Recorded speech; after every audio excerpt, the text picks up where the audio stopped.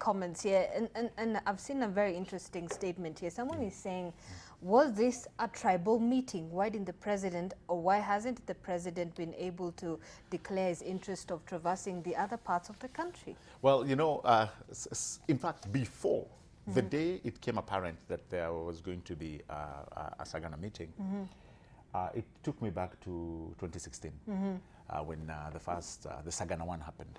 And, you know, like people went back and forth. In fact, I had somebody come and say it was actually a tribal AGM. All right? First of all, I don't think that is what it was. This is an area, Zainab, that has been very unbalanced. And when I say unbalanced, I'm talking about what Mark Bichachi has talked about. There is lack of good leadership. And the reason why it came at this time where the president called not only leaders, but even opinion shapers and people who, you know, are in private sector, was to find a way to bring this region back to where it was, failure to which it was heading actually for disintegration.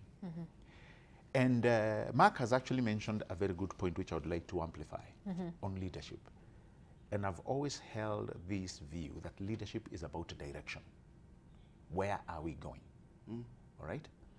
And I believe at some point there has been a lot of disquiet where people are asking, what are we to do with our coffee? What are we to do with our tea? And I would want to believe, forget about the political element, and you had, if you really followed what happened in Sagana 2, the president actually kept aloof on matters politics.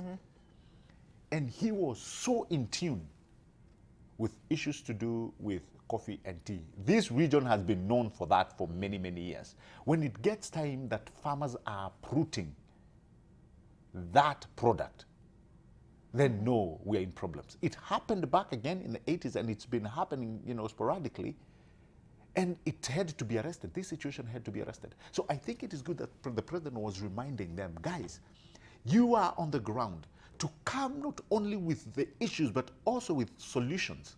So when somebody tells me that the coming out of Sagana 2 was, people are disunited, I think that's a total lie.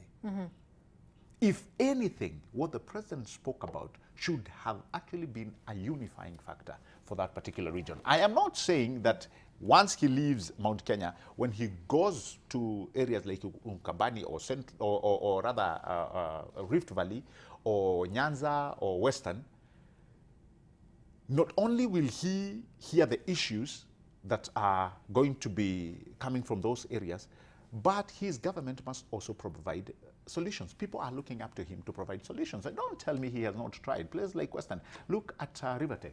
Has Rivertex not bounced back? You know, he brought people of Western and told them, guys, if this is the issue you're telling me about Mumias, he injected some other money. Where did that money go?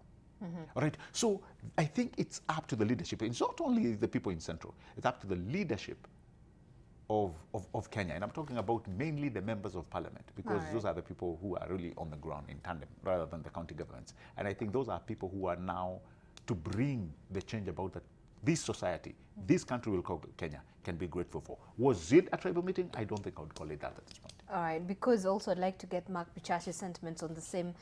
Ken Soija is saying the hypocrisy is deafening. So a meeting of Mount Kenya leaders becomes a unifying factor for the country because it leads up to your agenda. That's no, let me be very clear. No. This was not a meeting about Kenya. It was one region, Mount Kenya. And that's why it was called that. This was not a meeting about unifying Kenya. The president put it very clearly. He will go around all counties. Anyway, let me ask a question. Mark. So then people got it wrong. Yeah, of but course. I love the negativity and flair that we have in this country. Last year in December, right, Uhuru Kenyatta, William Ruto, and Raila Odinga went to Nyanza. Yes. Do you remember? It was around actually Jamhuri. Yes. Now, why didn't we say that was a tribal meeting? You know, Kenyans are very funny.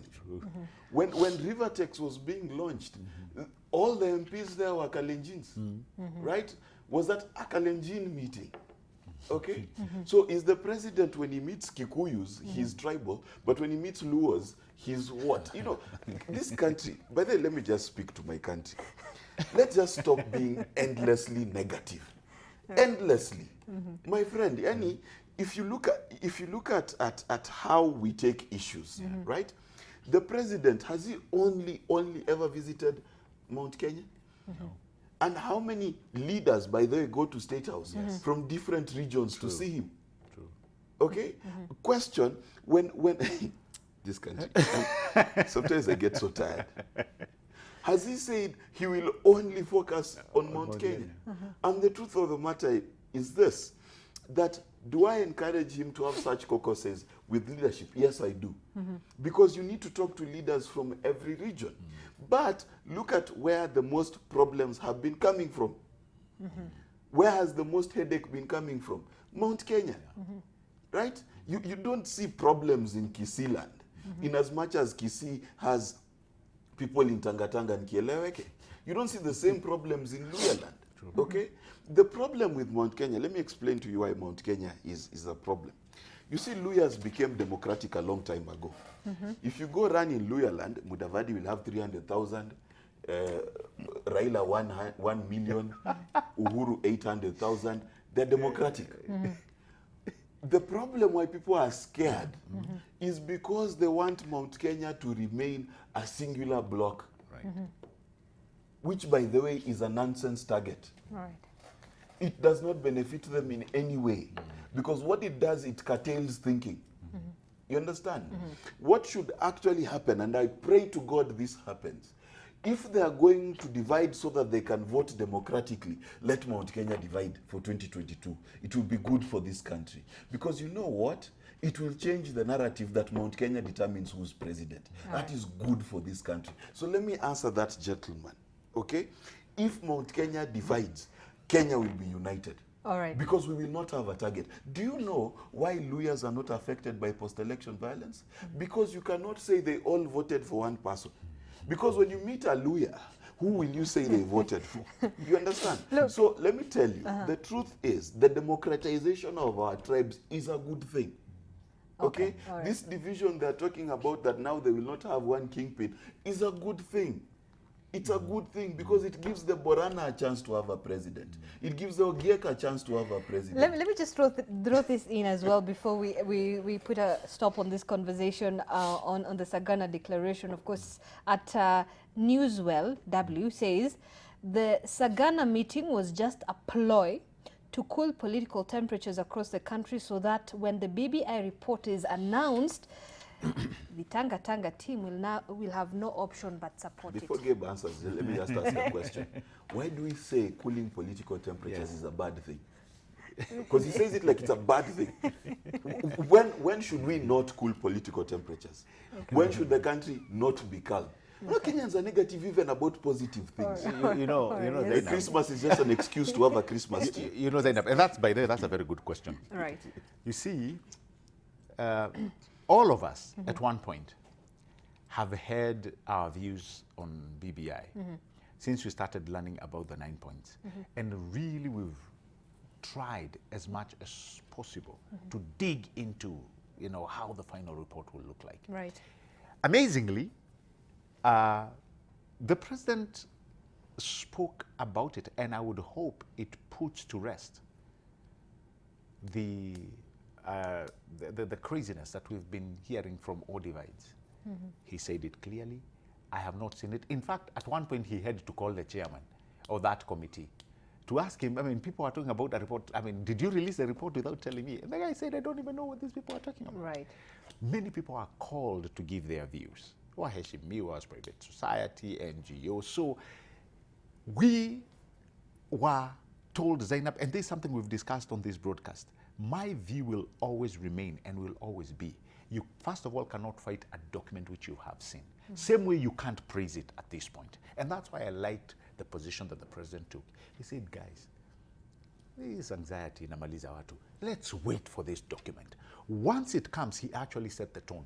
we will bring it to the people as it should. So what he is telling me and you, Zainab, is that the final authority on that document will not lie with those leaders. It will lie in me and you. All right. We will be the people to pass it. And for me, if it goes like that, I'll be the happiest person in town. You know why? Because it is telling me BBI will be Wanjiku driven. If it is Wanjiku driven, trust you me, every Kenyan will follow suit.